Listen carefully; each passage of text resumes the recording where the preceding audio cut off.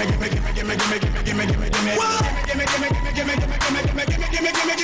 a boom boom open like a clothespin. I make your breath stand up.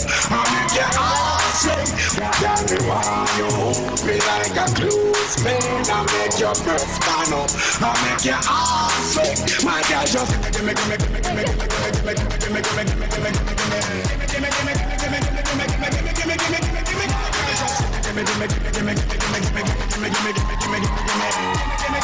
Patani ang super yaya na isa na rin ngayong komedyante, Patani! Ayan. Saan mo naman na invento yung choreography mo? Halo-halo, may 70s, Oo nga. may parang nakuryente, may parang di alam ang gagawin, nalito, muntik na madapa, mga ganun eh. Ano kasi, dapat may backup ako. Uy, social ako, dapat may backup dancer ako. Ayan, Kaso, mahalata na mali yung sayaw ko. Kaya mas maganda na ako na lang. Suluhin ko na. Tama. Kaya kanya na lamang pinanindigan. Eto, Patani, bakit Patani ang pangalan mo? Excuse me. Sa dami ng gulay sa awit na bahay kubo, bakit Patani ang napili? Kasi po, Bakit hindi kalabasa, upo? Diba? kasi Ate Sharon, uy, hindi ako nagsisinungaling ha, pero 13 kasi kami magkapatid. Tapos, ako lang daw yung maitim, kaya tinawag nila akong Patani. Yung Patani po sa amin, Ate Sharon, manok po na itim. Oo, hindi po siya gulay. Opo. Upo. Teka muna. Teka, saan ka? From Camotes Island. Oy, Cebu. Okay. Cebu!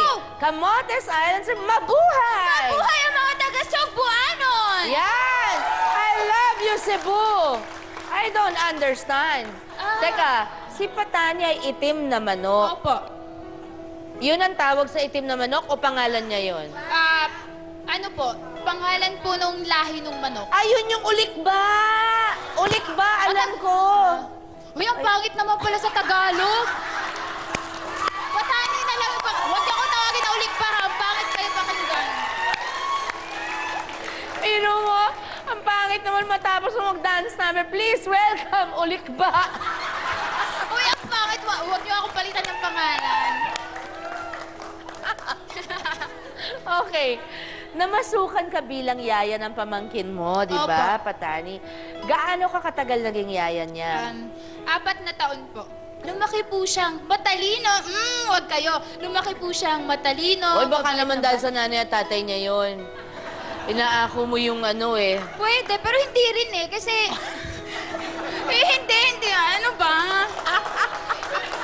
Kasi po... Bakit? Kasi... sige po. Hindi, sige. Tapos. Kasi po, Ate Sharon, uy, malaki din yung naging bahagi ko doon, Kasi syempre, ako yung tumatayong pangalawang magulang ng bata. Oh, see? Bilang isang yaya, bakit mo nasabi na mas mabuti pang mamasukan sa ibang tao kesa sa kamag-anakan minsan? Kasi po, base dun sa naging karanasan ko before sa yaya, napapansin ko kasi, yung kapatid ko, siguro masyado siyang kampante na kapatid ko siya at pamangkin ko yung inaalagaan ko. Hindi talaga, uy, baka mapagalitan ako pag mapanood nila to. Hindi, nagsasabi ka lang naman ng totoo. Sinasweldohan ka ba? Allowance. Allowance, okay. So, pero kapatid mo yun, so ano pang binibigay nila sa'yo? Anong pang thank you nila sa'yo? Yun po, para sa akin, after ko kasi graduate ng high school, nagdesisyon akong tumira dun sa bahay ng kapatid ko. Pinag-aral nila ako. Sabi ko, pass muna. May Sayang attitude, naman. Pass muna. Pero Okay. ngayon gusto ko na mag-aral, no? Ayan, oo naman. Anong kurso ang gusto mong kunin? Gusto ko mag-mascom. Gusto ko maging reporter. Oh, yeah. Magaling po ako magbalita. Gusto ko maging reporter. Sige nga, sample nga. Tayo ka. Kunyari, pumasok ka sa isang bahay na may massacre. Magandang gabi po sa inyo mga kapatid. Kasalukuyan po akong nandito ngayon sa bahay ni na Ginang Isla. Dahil dito po naganap ang kakilakilabot na masaker kagabi lamang po ng alas 8. At ngayon, meron po tayong kasama dito kung saan sinabi niya na siya ang nakakita nung pumatay.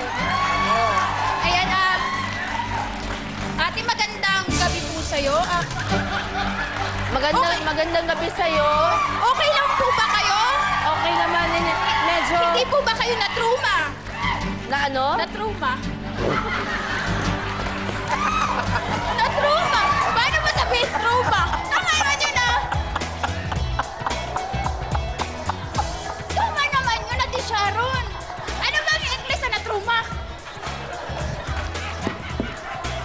Sa ating pagbabalik po ang mga malalaking pagbabago sa buhay ni Patani. Dito lamang po sa kasama mo, kapatid.